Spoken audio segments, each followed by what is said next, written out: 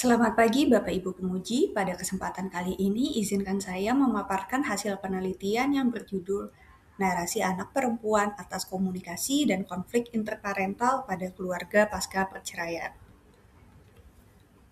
Bagaikan fenomena gunung es, perceraian lebih dalam dari sekedar legalitas. Lebih dari itu, makna hidup serta pengalaman anak perempuan dalam memaknai fenomena ini masih kurang dieksplorasi. Oleh karena itu, penelitian ini berfokus pada bagaimana narasi anak perempuan dalam memaknai komunikasi dan konflik interparental pada keluarga pasca perceraian. Adapun rumusan masalah tersebut, penelitian ini memiliki 3 tujuan utama. 1. Menggali pengalaman subjektif anak perempuan terkait komunikasi keluarga. 2. Memahami makna simbolik yang terbentuk dari pengalaman tersebut. 3. Menganalisis bagaimana pengalaman tersebut mempengaruhi persepsi terhadap keluarga, peran, dan identitas diri. Penelitian ini tidak hanya bersifat deskriptif, melainkan juga interpretatif.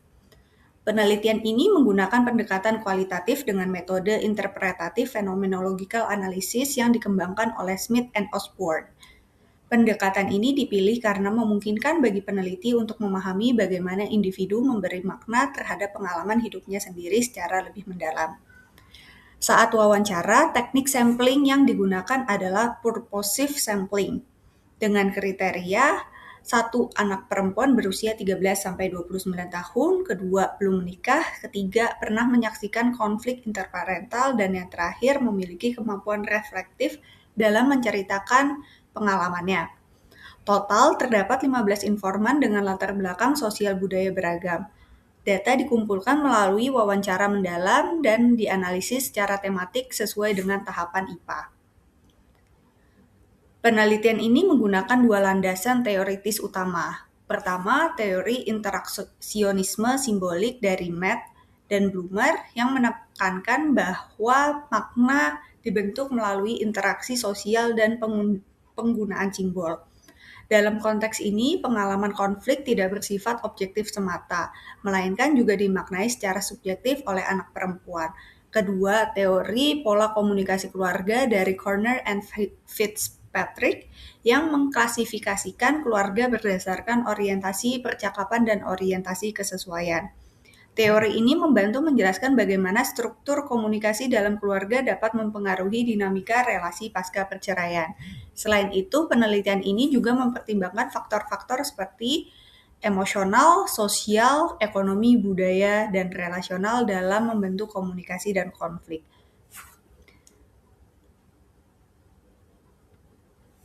Berikut adalah gambaran umum profil dari 15 informan yang telah diwawancarai. Berdasarkan hasil analisa data, ditemukan bahwa komunikasi dalam keluarga pasca perceraian mengalami pergeseran dari komunikasi yang eksplisit menjadi komunikasi yang transaksional. Komunikasi lebih banyak ditentukan dari apa yang tidak diucapkan. Temuan pertama menunjukkan adanya fenomena emotional silencing di mana anak perempuan mengalami pembisuan emosional akibat absennya keterlibatan orang tua.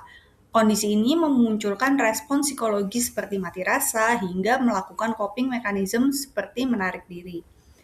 Hal ini menunjukkan bahwa kehadiran fisik orang tua tidak selalu diiringi dengan kehadiran emosional.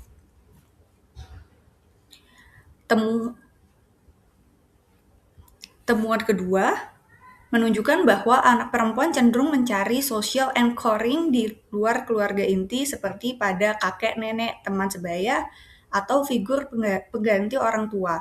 Namun, absennya dukungan sosial juga dapat memperparah isolasi emosional dan memperkuat internalisasi konflik. Temuan ketiga menunjukkan bahwa aspek ekonomi tidak hanya bersifat material saja, tetapi menjadi simbolik. Dukungan finansial dimaknai sebagai bentuk kepedulian, sementara ketidakhadiran kontribusi ekonomi diartikan sebagai penolakan relasional. Dalam beberapa kasus, parentification terjadi, yaitu anak perempuan mengambil alih peran ekonomi di dalam keluarga. Temuan selanjutnya menunjukkan adanya tekanan budaya dalam memaknai perceraian yang seringkali dikaitkan dengan stigma sosial. Hal ini mendorong anak perempuan untuk menyembunyikan kondisi keluarganya sebagai bentuk membangun citra dalam lingkungan sosial. Penelitian ini juga menemukan praktik triangulation di mana anak perempuan berperan sebagai mediator komunikasi antara kedua orang tua. Peran ini dalam posisi yang ambigu, yaitu anak perempuan dinilai harus bisa menavigasi loyalitas emosional di antara kedua belah pihak. Selanjutnya, mengenai konflik interparental tidak berhenti sampai pada proses hukum saja. Menariknya, setelah perceraian, konflik interparental mengalami transformasi bentuk.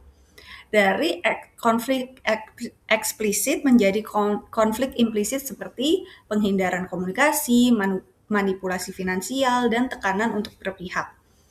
Temuan menunjukkan bahwa anak perempuan tidak hanya menyaksikan konflik, melainkan juga harus menavigasi perbedaan antara kedua orang tua. Kondisi ini membuat anak perlu menyesuaikan diri secara situasional sebagai bentuk strategi bertahan dalam berelasi.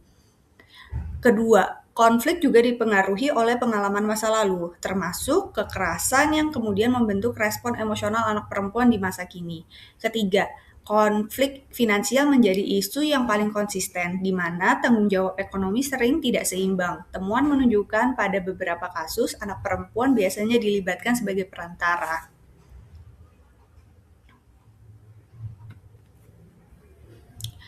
Keempat, anak perempuan menghadapi tekanan untuk berpihak yang kemudian berdampak pada kebingungan atas identitas dan loyalitas emosional.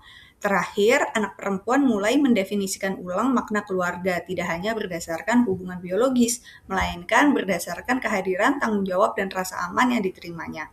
Sebagai penutup, penelitian ini menghasilkan beberapa kesimpulan. Pertama, komunikasi dalam keluarga pasca perceraian bersifat implisit dan seringkali dimediasi melalui simbol, tindakan, atau bahkan keheningan. Dua, konflik interparental tidak berhenti melainkan transformasi bentuk. Tiga, anak perempuan berperan sebagai subjek aktif dalam membangun makna relasi serta identitas diri.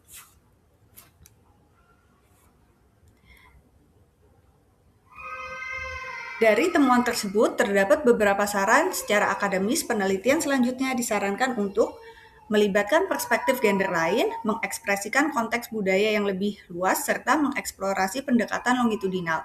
Secara praktis, orang tua diharapkan dapat menghindari triangulasi dengan memberikan validasi emosi serta menciptakan ruang komunikasi yang aman dan terbuka. Untuk praktisi atau konselor, penting untuk membantu anak perempuan memproses rasa kehilangan, serta menggeser peran dari melindungi orang tua menjadi melindungi diri sendiri. Secara kebijakan, diharapkan adanya dukungan konkret kepada ibu tunggal karena dalam dukungan ini dapat berdampak secara langsung terhadap kesejahteraan psikologis anak. Saat ini penelitian sedang berada proses independent review dalam jurnal Frontier in Communication. Sekian dan terima kasih.